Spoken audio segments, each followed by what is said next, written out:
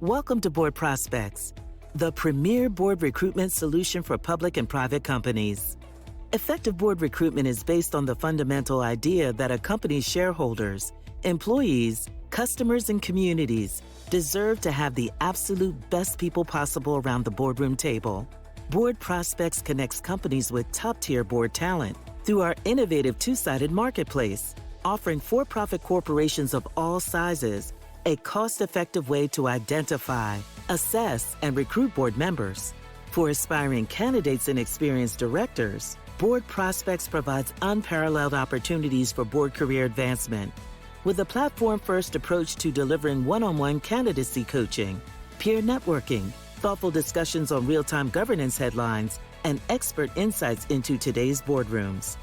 At Board Prospects, we're changing the face of leadership and building better boards for today. Join us at BoardProspects.com. Welcome, everyone. Thank you for joining us today. My name is Samantha Foley. I'm our Chief of Staff at Board Prospects.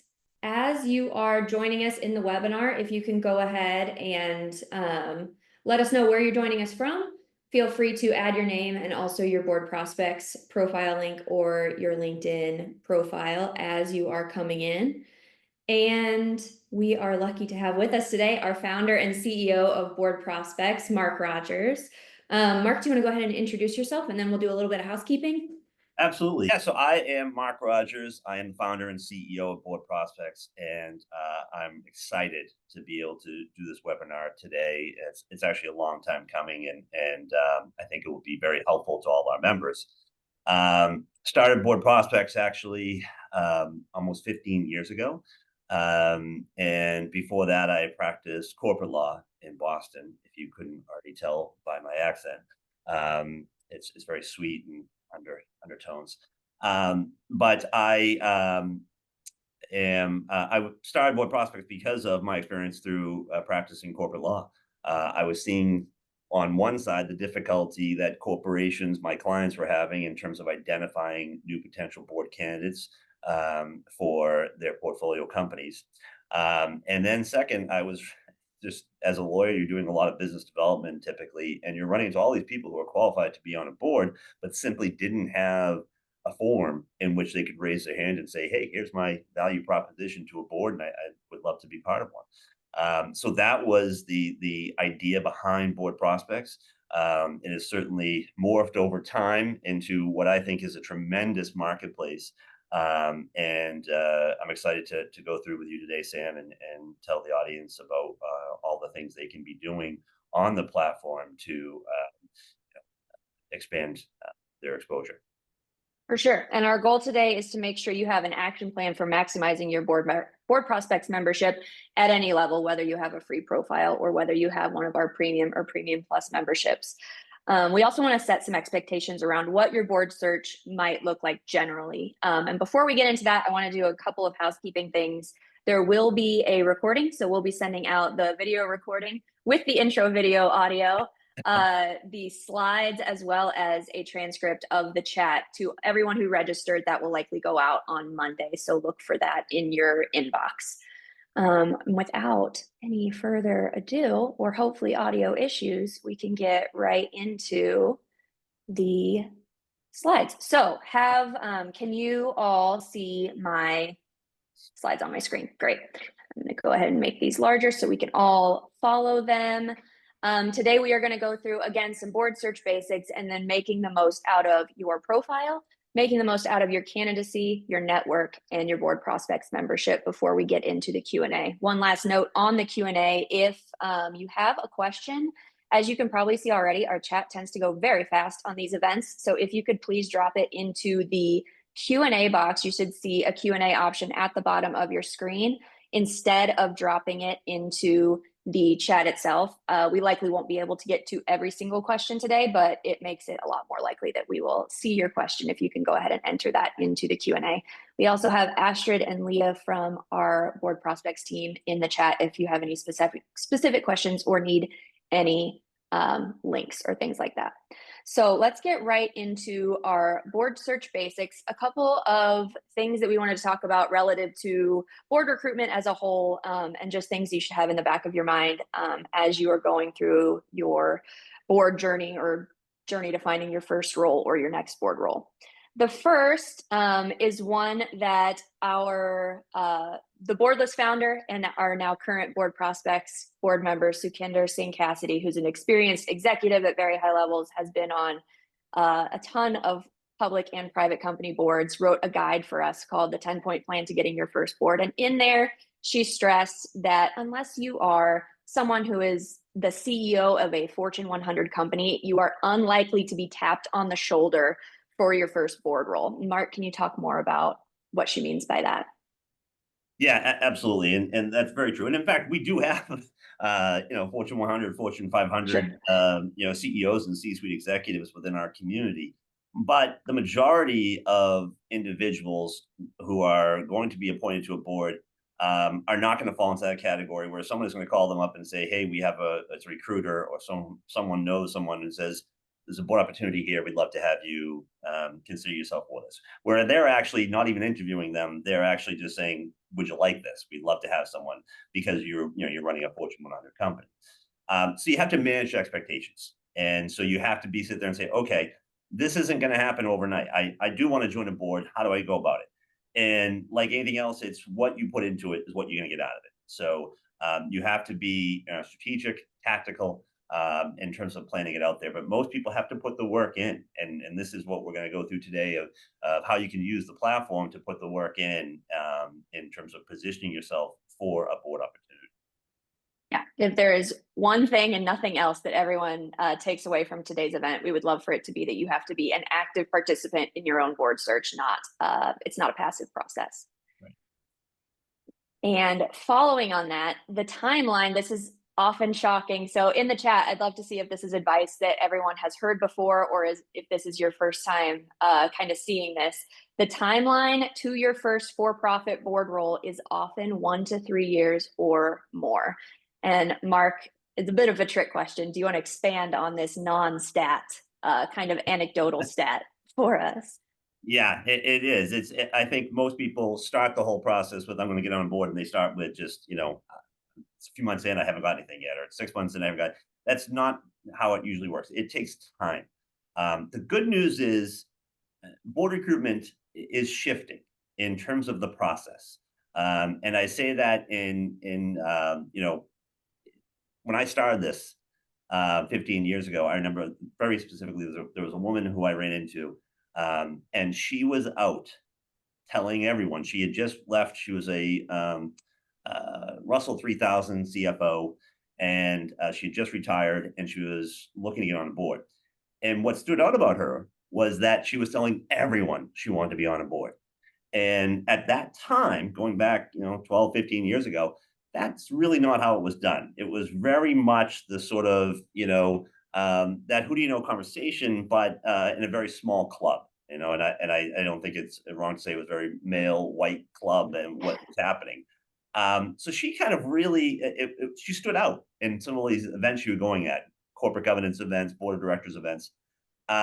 Well, fast forward 8, 9 years later, she was on 3 Fortune 1000 boards. And it was amazing. She really went after it. It didn't happen overnight. It didn't happen the first 2 years, 3 years. She really kept going after it and letting everyone know what her credentials are and how she could be a value add to your board. So I don't say that it's going to happen for everyone in 8 to 10 years, or you're going to be on a Fortune 1000 board, but be realistic about getting on a board. We have opportunities. We have corporate subscribers in here looking for board members all the time.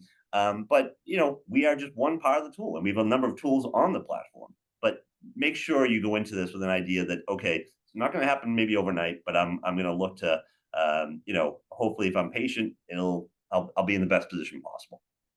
Sure. And I know Leah in the chat can speak to how often we get this question from our individual members who are considering joining the platform, like, well, how long will it be before I get on a board? And we want to stress today that you are among the biggest factors in that. Certainly, when the right board search is open during that time frame makes a huge difference. But the effort and amount of time that you are able to put into your candidacy and your networking strategy is probably the determining factor of whether you're on the 1 year or the 3+ year side of this timeline. And finally, board recruitment and board searches remain highly fragmented and difficult to identify. And we want to talk about this a little bit and what we would like to do to change it. So Mark, do you want to talk a little bit about why we merged with the board list? I guess actually before we can get into that, I can share this stat from Sukhinder in her 10-point plan article that blew my mind a little bit. Platforms of scale like ours or a large executive search firm may have access to hundreds of board searches in a year, but with more than 300,000 companies with 50 or more employees in the US, only which about 4,000 of those are publicly traded and 1.5 million or more nonprofits, there remains no single site or platform where all board opportunities are aggregated. Those numbers are shocking. Yeah. I think we're getting there. We're on our way to hopefully, solidifying this marketplace. But Skinner's right. I mean, this is a highly fragmented marketplace in terms of companies that are out here looking to promote their platform. From LinkedIn to BoardProspects, there's a number of different ones that are out there. We think we're very unique in the community and the tools we've created. But there are executive recruitment firms and a lot of people looking to network with the executive recruitment firms and get with the high level, the top 10 or so. And really the top 10, the top 10 are the ones who do it consistently, or they have a designated practice for board recruitment. And oftentimes it's the board and CEO search practice. But that is, they're servicing a very distinct marketplace. It's usually publicly traded, and it's usually mid cap to large cap or beyond. That's really what they're servicing. Most other boards are in terms of searches, it is the who do you know conversation. It is platforms such as ours that are driving that recruitment process. Sam pointed out that this is a fragmented marketplace. One of the things that was very exciting for us in terms of merging with the board list just a little over a year ago now was that BoardProspects started out. We were we're Boston based and it had a very much of an East Coast feel to it in terms of the geographic representation of our members. And the benefit of the board list was really coming from a West Coast Silicon Valley perspective, and that's where a lot of it was very heavy technology focused, as I'm sure you can imagine. So bringing this together, we think is part of that sort of drive to solidifying the marketplace. You're going to have those executive recruitment firms focusing on the very, very high level, but as Sam pointed out in that quote from Sukhinder, there's a lot of other corporations out there, particularly the private company space. And there are a ton of advantages. I know everyone's trying to get on the publicly traded board. There are a ton of advantages to serving on a private company board, both in terms of compensation and in terms of risk. And it's a much bigger marketplace in terms of going after. So I think it's something that's happening, and we think we're part of a movement, and we hope our membership is really part of this movement and helping us grow this marketplace so that it is the number one place that you think of when you say, okay, I'm looking to get on board, or I as a company, I'm looking to find someone to serve on board. So it is, I think people do get overwhelmed with all the different services and things that are out there. But I think we're starting to see that marketplace come together. For sure. And I want to recap from that because I know when people come to us and they ask, well, how many board postings do you have on the platform? So we just talked about no fewer than 4 other ways that people get on boards. One is the who do you know conversation, which we hope is on its way out the door, but it's a long process. There are executive searches, which, as you said, can be expensive and kind of prohibitive for smaller companies to engage a search firm. There are those who are posting on networks like ours and others, but there are also searchers who are on networks like ours who are searching for candidates but are not posting that opportunity publicly. So when you see postings that are available, don't assume that those are all of the opportunities that are available. Those are just the companies who have been willing to make their posting public. And so there are lots of behind the scenes searches. Very few of those make it to a public posting in whatever format. Yeah, and two quick follow-up points to that. You know, there is besides people look and say, "Oh, yeah, I see you have these postings. This is how many postings." The actual majority of our corporate subscribers aren't posting. They're actually searching the community. We have about 25 different search filters, which takes the community from this to this in terms of what they're looking for. And they may have, just had a mid-cap publicly traded company sign up last week, and they have their entire nominating committee very active and working away. They're all searching for different people, and they all are coming at it from a different perspective. So they're using our tools and features on the platform to sort of identify who they're looking for, and they all come with a different spin. The other thing is, although Sam makes the point that who do you know conversation is changing. One of the things that we do have on the platform, and it is a very central part of what we're about in this marketplace, is the networking. And I know we'll get into that Yep. as we go along this webinar, but that is one of the key things. We've changed board recruitment, and I think we've changed it for the better, and we continue to do that. But that who do you know conversation is still a real part of this, and you'd be amazed at how many people are finding boards on our platform as a result of member-to-member network. For sure. We are going to get into a little bit more about networking later on, but for right now, we're going to get into a couple of very, very hands-on kind of tactical items specific to board prospects. So I saw a question come in the chat. As a relatively new member, I was specifically interested in understanding the tools available with my membership. So yes, we are going to get into that right now. And then we're going to kind of zoom back out at the end for the FAQ. So please keep leaving your questions in the Q&A, and we are going to get to those as we go.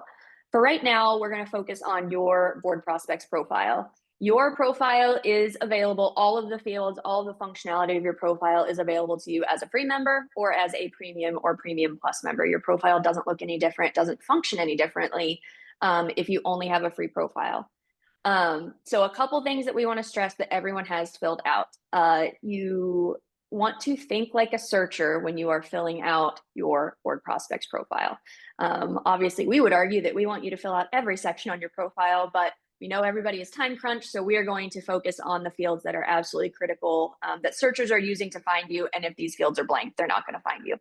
Our platform, the search functionality that Mark mentioned, about 25 search filters, it's a combination of a free text search and drop-down selections. And that sounds kind of, very specific, but what it means to you is that we want you using keywords and not big long sentences to describe yourself. So if there's ever an opportunity like in your headline, we just want you using keywords when you're filling in your expertise, your industry, things like that. Make sure that instead of I am an expert in this, just put in your keywords.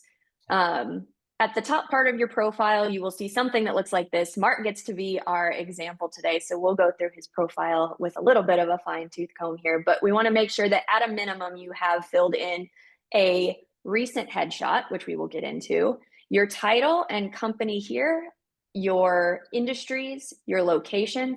Obviously we're a lot more remote than we were even just a few years ago, but your location can still be important for searchers.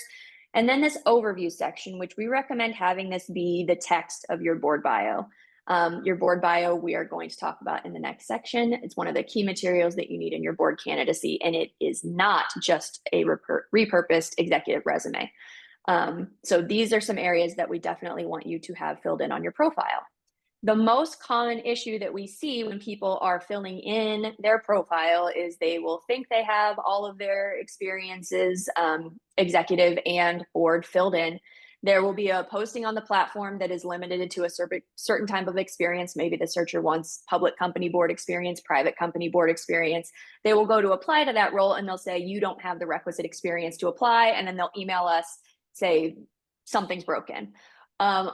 9 times out of 10, what is broken is that in your board or executive experience, you have not filled in this type of corporation field right here.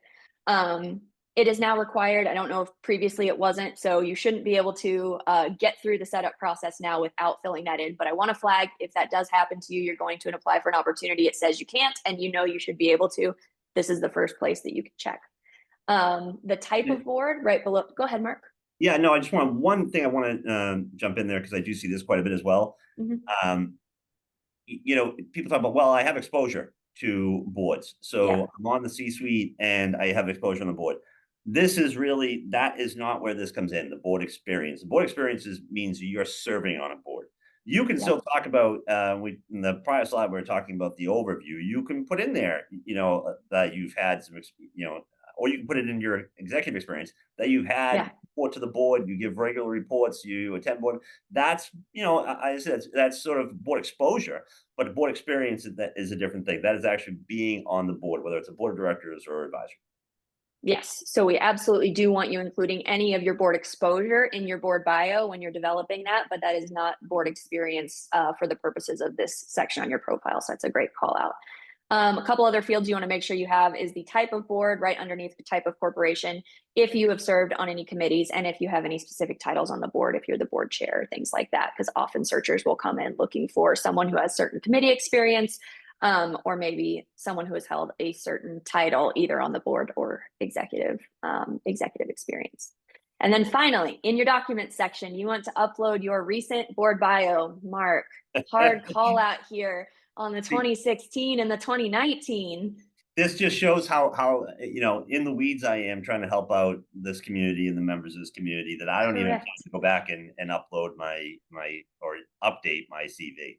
Absolutely. Happens to all of us. So let this be a lesson to everyone else here with us today. We want your board bio to be fairly recent and updated and added to the document section of your profile, which, Mark, you get points for. It is uploaded. So great job.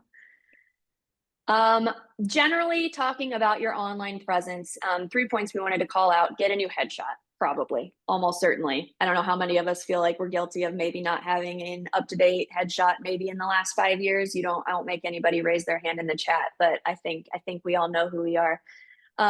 There's anything from a professional photographer all the way down to, there are some really great AI tools now.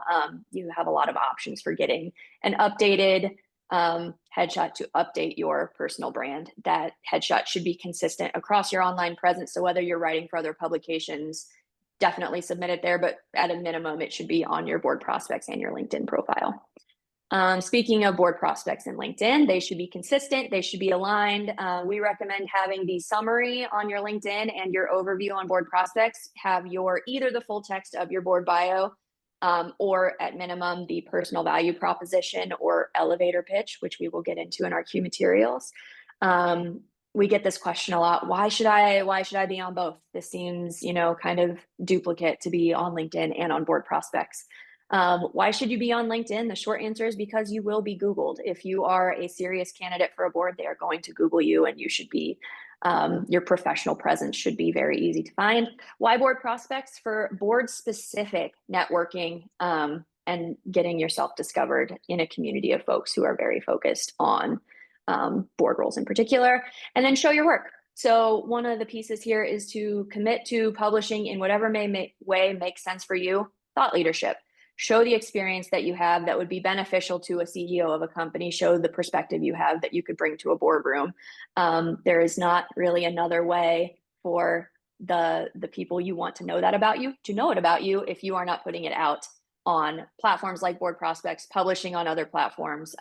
Make it a consistent part, and think of it as networking, to either sharing and commenting your perspective on headlines in the news or on posts that have been shared by others at a minimum, but also creating that content yourself. You have to consistently find a way to work that into your day-to-day practice.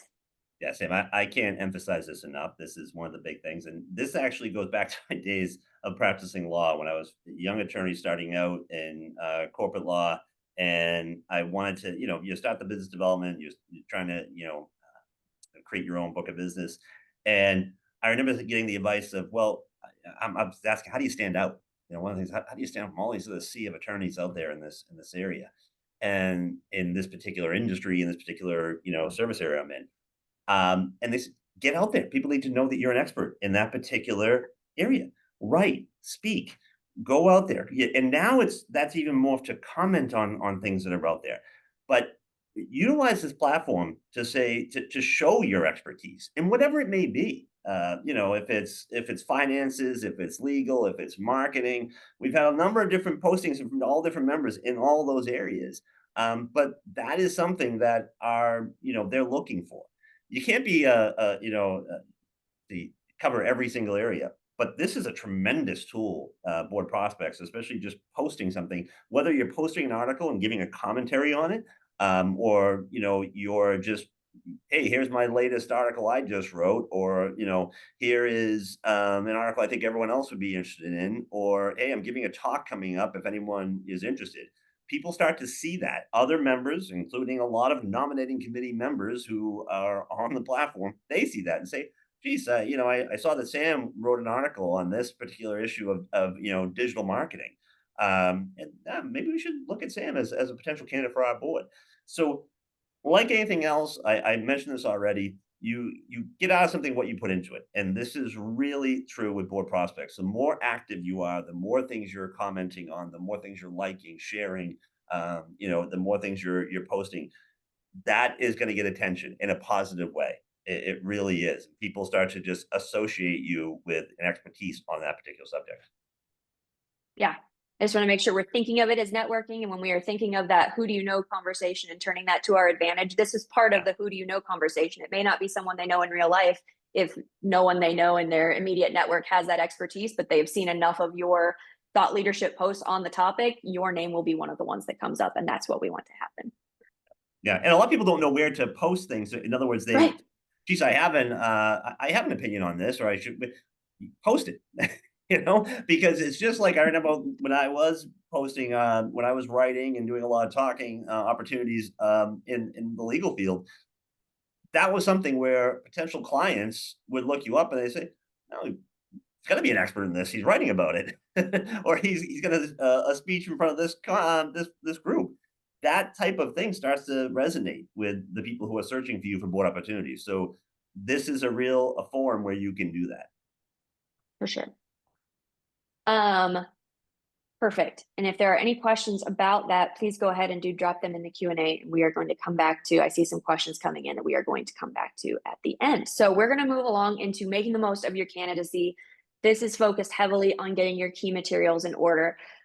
We have a board bio workbook. It is free to download. We will include it in the chat if Lear or Astrid could drop the link there. I think I saw it just a minute ago. We will also include it in the links with the slides after this presentation. So we're not going to get too deep into it because the workbook does, and you can download that after the webinar.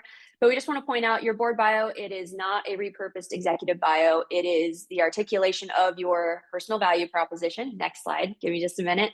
And you substantiate that with your career experience. Nicole Kiner is one of our leads our candidate coaching practice at Board Prospects, and she has a tremendous career in board recruitment, was in the board practice at Spencer Stewart for many, many years.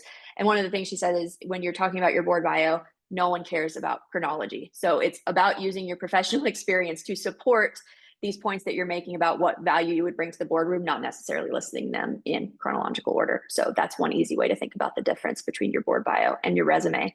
That board bio should include your personal value propositions, your professional passions, your skills and expertise, what your target company or companies are looking for in their boardrooms, your career highlights, as Mark pointed out, both your board experience and your board exposure, and finally your education.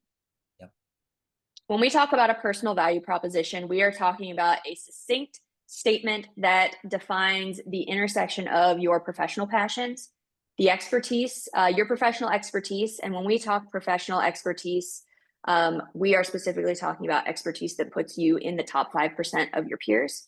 And then the skills that target boards need, which means you both need to figure out what your target companies and target boards are, either actual specific companies or theoretically what those companies are. And then you need to get very familiar with the kinds of issues that are facing them in the boardroom right now.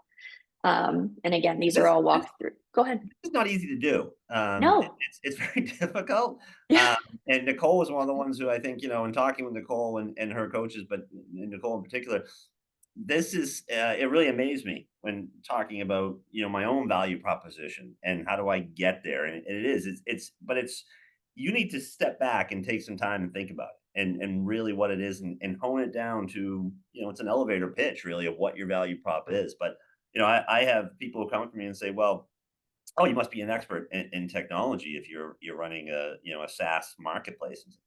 Not in the least, no. I would never consider myself in that top 5% in that area. No, I have brilliant people on our team here, who are the technology focus, and really are amazing what they do. But that's not me.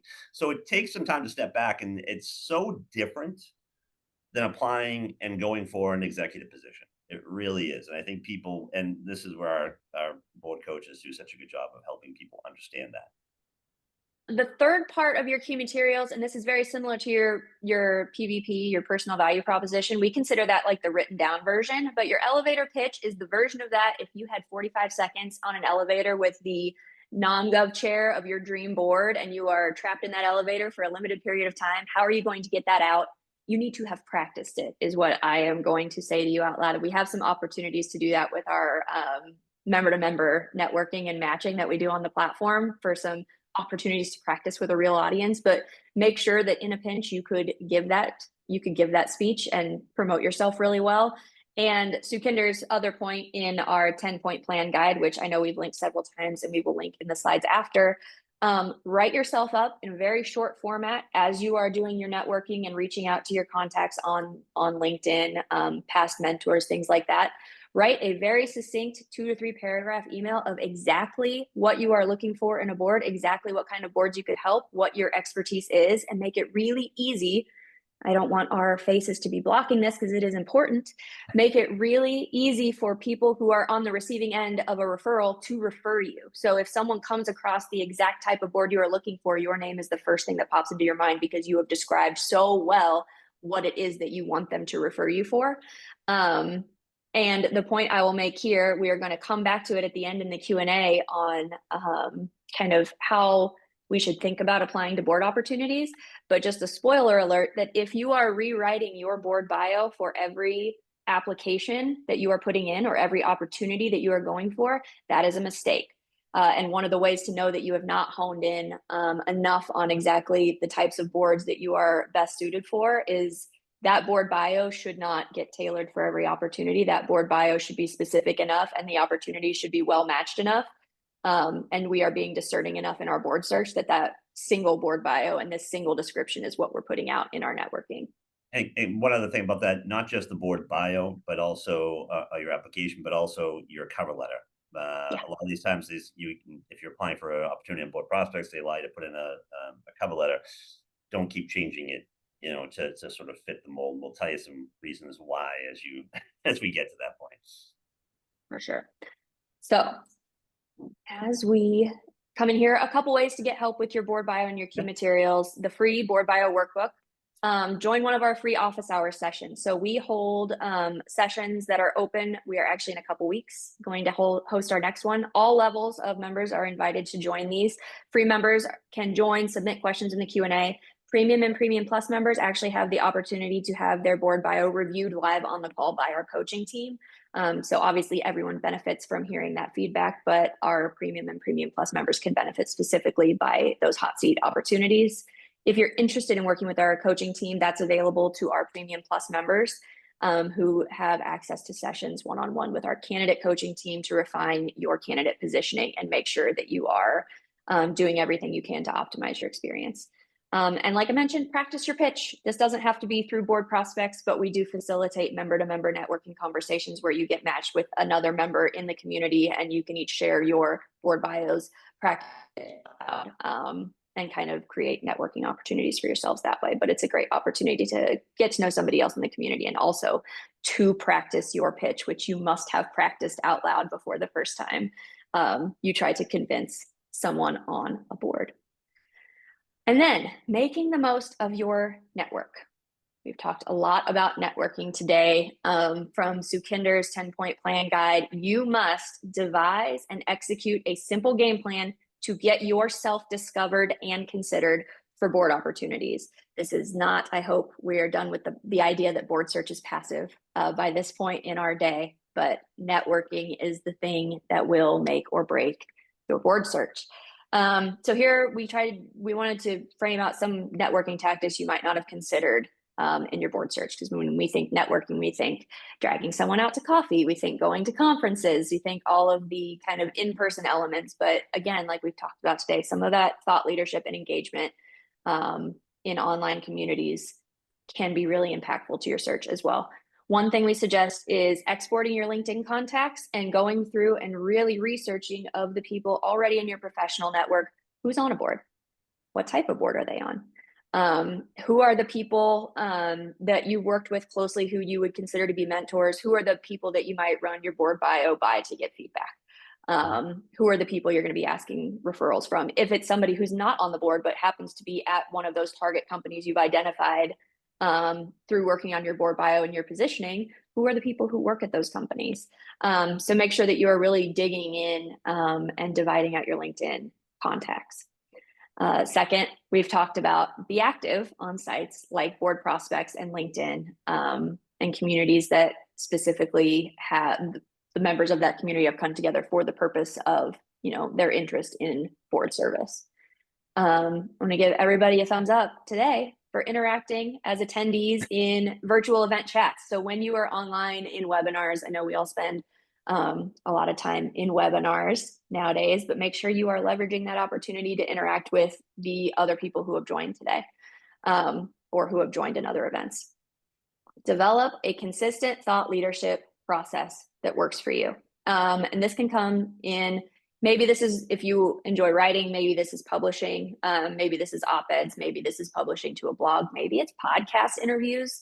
Mark, I know you're an op-ed guy, but I want to encourage anybody to find the outlet for this kind of publishing that you can work into your week, work into your month, because it can't be a one-off thing. You need to be consistently showing what you know and what could be beneficial to a boardroom. Yeah, have a consistent voice. Have a consistent voice, but be out there, be commenting on articles and different things are out there. It does get noticed. And like we talked about, our members are reading across the board and they're seeing who's connecting with who, and they're seeing postings. And, I can tell you right now that the recruiters are looking at who is posting and what they're posting, and they want to see that expertise. They want to see, well, if someone's talking about this subject, they seem very knowledgeable about it. And so you're already sort of past that gate. If you're getting them to think that way about you, you're there. And also not just the recruiters. This goes back to the networking one-on-one. We added member-to-member networking and just connecting on the platform for this reason. There are, tons of nominating committee members and chairs and CHROs and corporate secretaries and just C-suite executives who are looking and say, that person, oh, that's a great comment. We should look at them for our board. A lot of opportunities are happening that way. We had 395 board seats, corporate board seats filled in 2023. And I can tell you, a lot of that was a result of that networking that's happening on the platform, and people seeing someone post something or seeing someone talk about something and saying, geez, okay, this person seems to know what they're talking about. This is worth a discussion here. Maybe we should connect. So that be involved is the key. Yes. It sounds almost too easy, but I really do not want anyone to write off how important that can be to have your name come up when someone is thinking about an expert in that field. This next point, be open to a nonprofit board. And a lot of times what our coaching team will talk about in our sessions in office hours is people ask, is nonprofit board service like a prerequisite to serving on a private or public board? And the answer is no. A lot of our searchers do not come seeking candidates who have had previous nonprofit experience, because unless it is a very large national nonprofit, the governance structure can be wildly different from for-profit governance. That's not to say that it's not super valuable to do one, because nonprofit service is valuable, but also because people who serve on nonprofit boards may also be serving on for-profit boards. So in addition to being a worthwhile use of your time, naturally, it can also be a great networking opportunity. So don't discount nonprofit board service. Yeah, and I think it's also, you mentioned that's the issue of, when you look at even a regional board, if you look at a regional nonprofit board, it doesn't have to be national, but even if you're looking at just in our local region here, there are 10 people on this board. It's a fairly, good sized nonprofit. You'll see those individuals on there they likely serve on other corporate boards, for-profit boards, and so they can be introduction to that opportunity. So don't. But one thing I will say about it: don't go on a nonprofit board unless you have some tie to the mission, or as let's just Yeah. some. If you don't Yes. feel like it's a great mission, and you feel in your heart that this is something that you could be part of and really contribute for. Otherwise, you're going to stand out for being the person who doesn't care, and it's going to be very easy to see among the other members of the board. Oh my gosh, let me be very clear. Do not join a nonprofit board to network. But if you are concerned, if you are interested in nonprofit board service, but you're just not sure how it can impact your board search, it can. Please don't do it for that reason. I'm going to put that disclaimer somewhere very large on this slide when we send it out. Another great tip that I love from a webinar that Sukhinder and Nicole did sometime in the last few years is pick up every single call from every single recruiter, even if you are not looking for an executive role. And I know at some point you can just kind of like turn them off like they're spam calls, but let every single recruiter know, I'm not looking for an executive role, but this is, and again, with your elevator pitch and your 2 to 3 paragraph summary, I'm interested in exactly these kinds of boards. So make sure that every recruiter you come in contact with, regardless of why they approaches you, knows about your board aspirations. And tied to that, and something that seems maybe a little bit counterintuitive, is recommend other candidates. So network well enough that when a recruiter contacts you with a board role that you are not interested in or not suited for, you know a person who is, and you can be helpful in that search anyway, because those are people who will remember that you were helpful and that you were well connected, and that can only come back to you in great ways, in addition to just being a good thing to do when you are aware of other candidates in your network, and we know how difficult this board search process is. All right, finally, we've got a few minutes here to dedicate to all of the aspects that are available in your BoardProspects membership. As we've talked about, the candidate profile is available to all members at all levels of membership. The across the board live feed is our real-time news feed of major governance headlines, noteworthy appointments. We have our weekly poll there, our member posts. We've got our member directory, so where you can connect with people who you're already connected with off the platform, or you can look up and connect with folks who you have met via the platform through our thought leadership sharing and commenting and having discussions that way, or maybe in one of our networking events.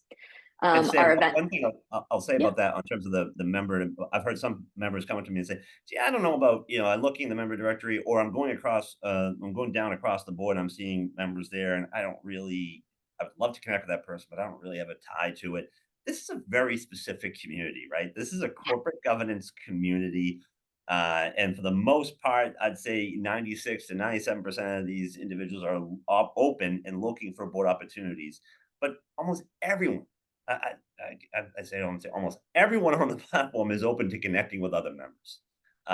And so you need to sort of put that block down that, oh, I don't know if I should be reaching out to that person. They're the CFO of a Fortune 1000 company. I don't know if I want to, yes, do it. It's worthwhile for you to do it, and they're open to doing it. I don't know what the latest number is in terms of networking member to member connections on the platform. I think we were 7,000 or 12 this past, up to 7,000 or something this year already. Yeah.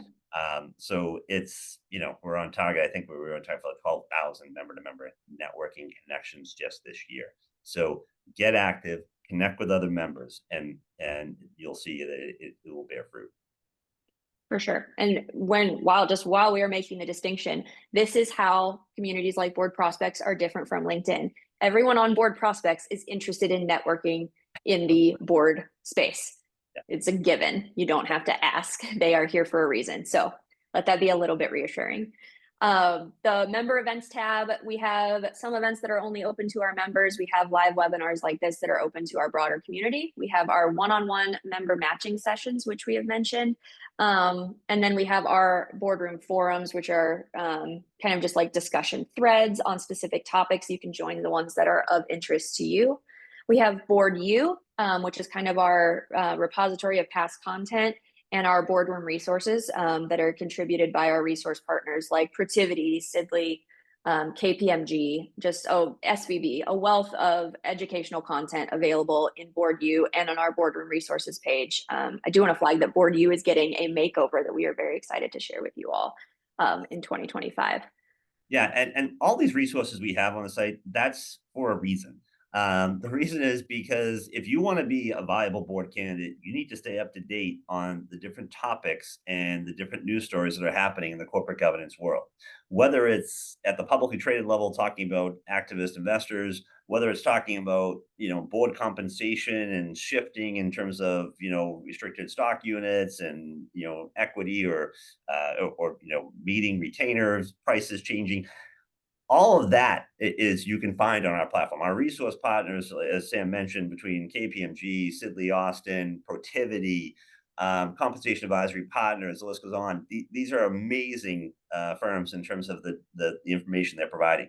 In addition, throughout the day, our platform is updating you on the latest corporate governance news stories.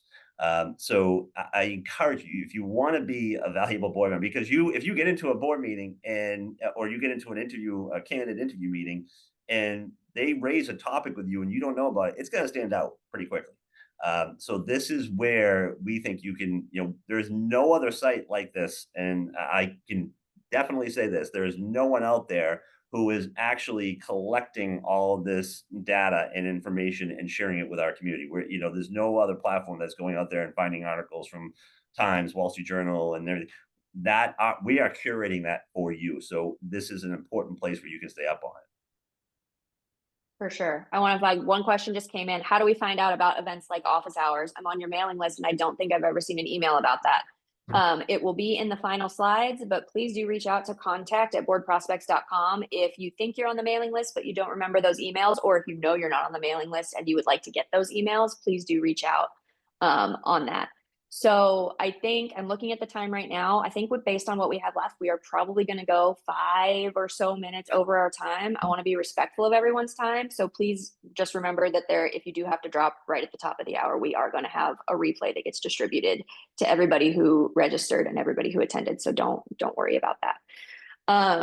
And then finally on our list of obviously the things your membership includes is the recruitment opportunities. So in addition to our corporate subscribers who come to the platform and search our database of candidates, which includes free, premium, and premium plus members, you are not excluded from corporate search if you are only at the free profile level. Our premium and premium plus members do have access to view and actively apply to those board opportunities that are posted on our platform. Yeah, and I also can I go back? I just want to point out one thing here. Sure. We mentioned it earlier, but I think it's a really important thing to point out here when we talk about applying for board opportunities. Yeah. We have and again, most of the searches are done just through searching, as Sam mentioned. But we do have postings, so a lot of people get excited about the postings, and that's something that's very specific. They can look at and say, "Oh, this is a great one for me." We have among our corporate subscribers who are posting, we have some of the largest private equity firms in the world on our platform. And their talent department is posting for board opportunities for their portfolio companies. If you are applying for every single opportunity that comes up on the platform, you become a red flag for that recruiter. They're sitting there saying, this person, they're not for this one. Why do they keep applying for this other one, this one? You're trying to morph. So this goes back to our discussion about being very thoughtful and being very strategic of what is your value proposition and making sure that the boards you're applying to are something that fits that. Because if you're applying to every one of them, again, those recruiters, and I've had recruiters from some of these big private equity firms say, yeah, one of the drawbacks is we're seeing the same person apply to every one of our opportunities. So be mindful of what you're applying for. I just want to stress how much as our board prospects team is on the side of our candidates when we see you going through this. And so when we get feedback that's like, I've applied to, and this is real feedback that we just ran in a member survey, and we got some feedback that said, I've applied to more than 40 opportunities and I haven't gotten any callbacks. And just your heart sinks because you're like, that's why. So be aware that your judgment and being a thoughtful candidate does not go unnoticed. And again, if you find yourself adjusting your board bio for every opportunity you're applying to, if you find that you're applying to 40 or 50 roles to take that as a sign we might need to step back and kind of refine our search, and being more specific in our networking practice. Board recruitment. So other things that your membership includes, it does include our monthly e-publication, Board Recruitment, which goes out. We just published our Hispanic Heritage Month edition. We will link to our most recent issue of Board Recruitment in the slides for everyone to check out. And you also get 2 members only publications, which are Week in Review and the Daily Boardroom Report. So we get a brief daily roll-up of happenings on the platform that gets delivered to your inbox. And then you also receive a curated Week in Review digest every Saturday. Again, that comes straight to your email for our Premium and Premium Plus members. And then I feel like we should have like drums or a bell of some kind for this one, because we are excited to share that our Board Prospects mobile app is also live. We will share the link in the chat. We will also share the link in the slides, but if you are interested in checking out the Board Prospects experience either on iOS or on Android, it has been a long time coming. We are very excited about it. I don't even know if Mark's going to use the web platform anymore, or if he's only going to use the app from here on out. We have a lot more features coming on the app. We do several weeks. So yes, so even as you're getting it now, there'll be more features are coming. I wanted to one more point about the Week in Review. One of the things that is a tip I always tell people about. Oh, how do I connect with someone, or how do I find someone to reach out to? Well, in our Week in Review on Saturday mornings, we have a list of sort of board and C-suite appointments, recent board and C-suite appointments of our existing members. That's a great lead list for you to go in and says, oh, geez, that's a type of company, or they're from they're CFO of a company or CEO of a company that in an industry I want to get to. That's a great place to go in and use that as a sort of cheat sheet to go into the member directory and say, geez, I want to connect with all of these people. And so, or this person, because they were on Week in Review, say, hey, congratulations on your new board role. I just saw that in Week in Review. They love it. They're happy to connect with you, and the relationship begins. If we haven't convinced you already that everyone on Board Prospects is here for the purpose of board networking, let the congratulations be an easy entry point into your connection conversations.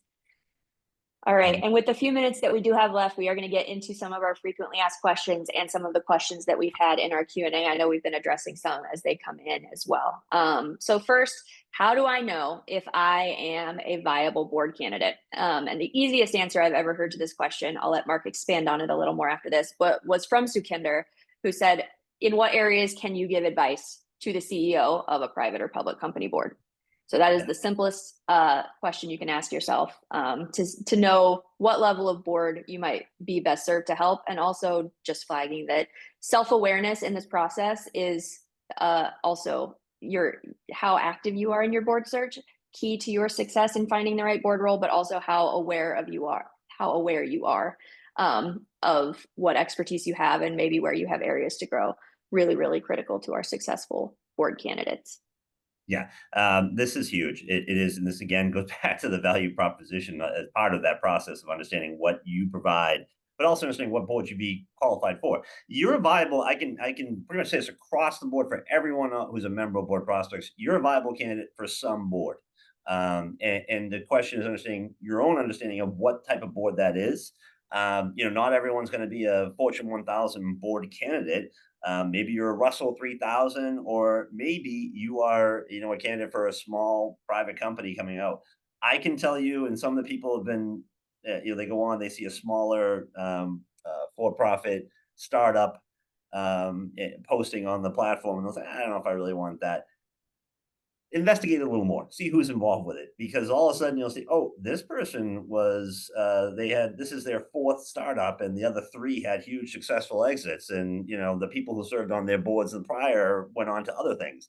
So just being open to other opportunities out there, but understanding where you can provide, where your expertise, where your skill sets, where the perspective you bring is going to be the most valuable to a company. And to that last point in Sukhinder's guide, she also mentions to look at the who is on the board as much as you're looking at the company. As Mark said, that can be huge. All right, we've talked about this a little bit already, but we're going to come back to it. How many board roles are filled through public postings? This is another question without a non-anecdotal answer, but we're going to take a swing at it anyway.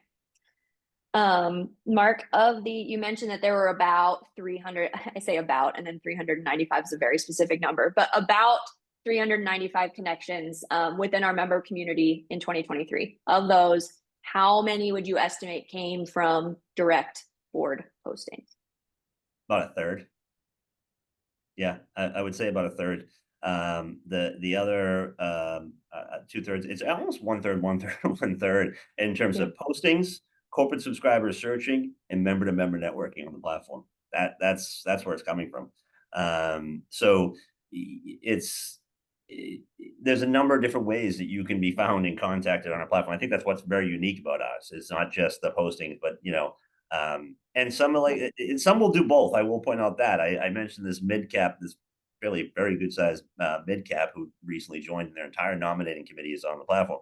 I had a conversation with the chair of the nominating committee a few weeks ago before they joined, and he was telling me, he said, listen, I'll eventually post, maybe, but I want to use this. And he made the comment, here's another thing to keep in mind in terms of the recruitment process, because it was a fascinating conversation I had with him. They don't have any openings until they'll have probably 2 openings in late Q2 or Q3 of 2025. But he wanted the nominating committee, and he gave they all have access to the corporate subscription. He wanted the nominating committee to start the search process for them to find people and identify people. So this is, and they may use an executive recruitment firm as well. But he says, if we do retain an executive recruitment firm, I'm going to download the report from BoardProspects and say, these are all the people we've already identified through BoardProspects. Please include them in your vetting process. So you are getting attention to the platform. And so just please, there's a number, don't, just be, there's no postings that fit my profile right now. There's other ways in which you can get on a board through the platform. Man, you want to talk about a dream corporate subscriber? That is a best practice. That's like every checklist, every checkbox on the best practice checklist. They hit it. I'm not gonna lie to you. That's why I was so excited to have this conversation, because it was almost like he shared. This is part of the reason why we designed the corporate description. He almost fit what we were looking for. He was so forward thinking in terms of creating a pipeline and creating this idea of the nominating committee saying, who should we be looking at? And maybe we find someone on the platform we should be having a conversation with now as opposed to later. Definitely. This just came in the chat. You got a compliment on your Boston accent. So I'm going to have to find one of those before we do another webinar. That's rare you get that. Yeah, I don't have the Matt Damon one. Yeah. All right, we've touched on this, but we're going to get a little bit into it. There's some accountability on our side and on the side of our corporate searchers here. So why don't I receive feedback after applying to a posting? And broadly, we can kind of say it's probably a lot of the same reasons that you are not receiving feedback as an executive. Also, when we apply to searches, if you're not working with a recruiter, there's not a ton of insight after we apply. So it is not a best practice on the corporate side. We encourage our corporate subscribers, and Mark, we can talk a little bit about how we do that. We encourage our corporate subscribers to give feedback when the posting is closed, what they can tell us about who they have or have not chosen. But that doesn't always happen. So again, want to stress the other elements of your board search and board networking that are so critical in addition to applying for opportunities. But I want to just one more time hit on the fact that we get comments like, I've applied to 40 or 50 roles. Why am I not getting any feedback?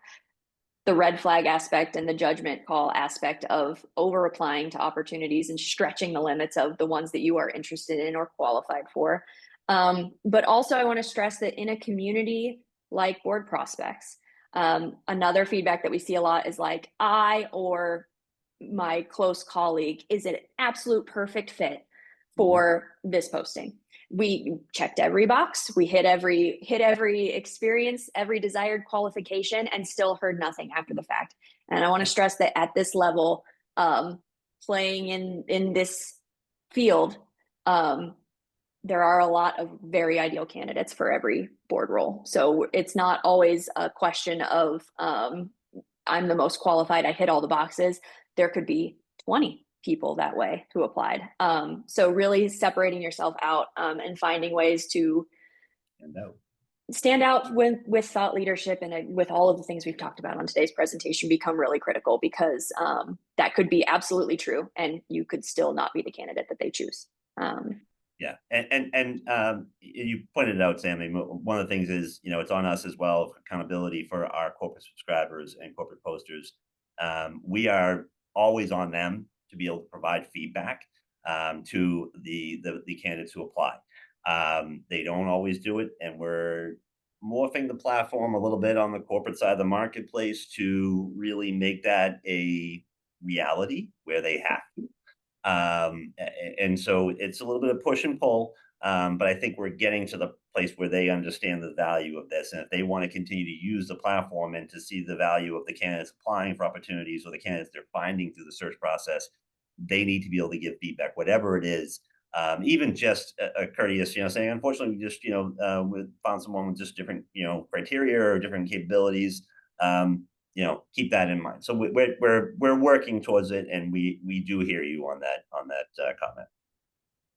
And a couple questions that just came in the chat on why am I being, you might receive radar alerts. So when your profile is added to a corporate subscriber's radar for a role, corporate subscribers use this function in all kinds of different ways. Either they are like the searcher we've talked about recently, kind of building a broad pipeline almost a year in advance of their anticipated search, or whether they are in the thick of it and they have a specific, like candidate profile they are looking for. They could be adding your profile to their radar. And what that means when you get the radar alert is just that a company has taken that action on your profile. So when you see that, and then it's frustrating because no one ever reaches out, or you don't get feedback beyond that initial email. We are, again, on our platform working on ways to give you a little bit more information about who the company is when you get a radar alert like that, but all the same reasons why you might not hear back on your application apply on, why you might not hear more on those radar alerts. And one quick point I'll make about that: those radar reports are important because it is and we say it right in the email, that it is an opportunity for you to make sure your profile is up to date and complete. Yep. But also the other side of this is that, and I go back to this company that I keep talking about because they really fit the profile of the ideal corporate subscriber on my end in terms of forward-thinking board recruitment. They, as of earlier this week, they had about 75 people on their radar page. Well, so that means what they're doing is they're tracking you. So they're tracking you in the sense, the only thing that really is updates to your profile or updates to things you post, right? So you want to stand out among that 75. They're basically saying, here it is. This is an opportunity for you to stand out because the nominating committees are looking and they're saying, and you just posted an article on digital currency, or integrated marketing, whatever it is, and they're saying, this person is really interested. They're it seems like an expert in their field, and they're really engaged, and they're giving thoughtful commentary. It's a great way to stand out. And don't think it's too late once you've gotten that radar alert. Once you are on a company's radar, they will receive updates when you update your profile or are active on the platform. So once you get that alert, that is just your knowledge that if you go in now and update your profile, they're going to see that. So don't be worried. Don't be worried about that. All right. Another question we get: why should my company sponsor my BoardProspects membership? We do have an option to, if you are interested in this option, you can email our team, contact@boardprospects.com, and we have like a form letter we can send you if you would like to ask your company to sponsor your membership as professional development. But people are often like, why? What is in it? What's in it for my company? So Mark, do you want to expand on why companies are often pretty excited to sponsor BoardProspects memberships for their executives? Yeah, absolutely. First of all, it is a big thing, and it's a big trend that's happening. And it makes sense, right? This is where a company comes in and says, well, if my executive is serving on a board, one, they're going to be happy with me. So it helps with executive retention. Okay. Second, that helps them become a better leader. So you're going out there and helping them really, they're going out, they're learning from another company. Deborah Reed, who was the former CEO of Sempra, who was saying that serving on a board, a public board, or any corporate board is better than an MBA because you're getting real hands-on experience. So it is a great, sort of executive retention, but executive leadership cost. That person comes back and is bringing back to the company great thoughts, great ideas, and this company in this industry is doing this. This is something we should think about doing, and this is what I've learned through serving on the board of that company.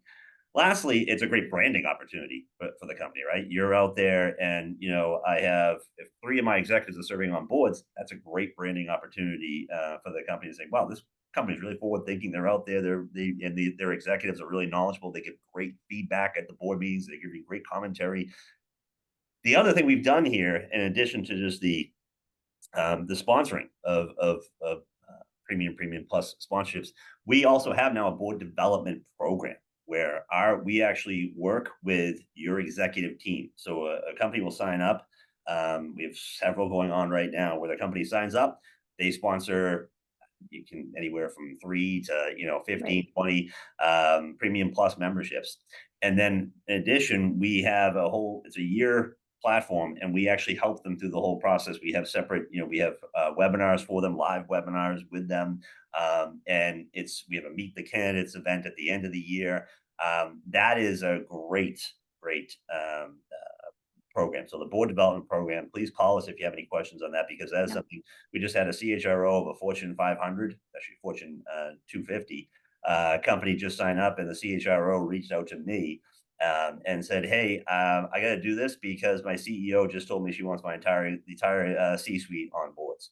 So we're now just signing them up. They're all working together now, and it's a really collaborative process as they go through that board development program. So that's a great thing as well. Yep. So if you think that you are interested in some more information about how to get your company to cover your Board Prospects membership, or if you think your company might be interested in a broader board development program, definitely reach out and we can get you set up with the information there, or happy to discuss with whoever is the best contact at your company. Those are some of our most frequently asked questions, and we have covered a lot of our questions in the Q&A. I'm only going to take about 3 more minutes here because I want to be respectful of our time, but we do have a couple we haven't hit on yet. Mark, would you say that advisory board experience counts as board experience? Yes. Yeah. Especially where the publicly traded companies have them as well, particularly in different areas. And a lot of companies are doing it now in terms of AI, and they're putting together, sort of AI advisory boards. But advisory boards are a huge opportunity in the private company space. We're seeing a massive trend in that direction where large, closely held private companies are forming professional advisory boards. So your service on a professional advisory board in those places, one, it can be even more lucrative. It's less risk than a publicly traded company. But yes, that experience is a type of valuable experience you can list on your platform as board experience.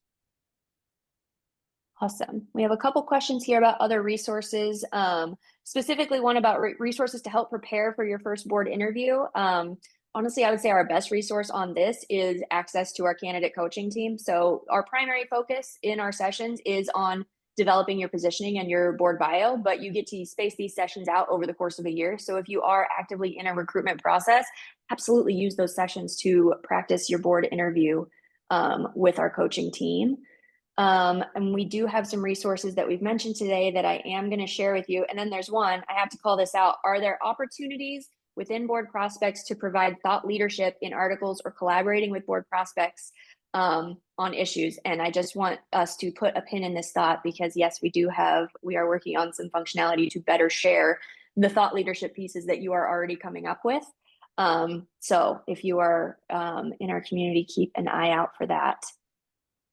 Yep. In the next few months. And I think we've mostly covered, again, just because we're over time, we do have some questions here that are about very specific experiences personally. We're not going to go into those right now.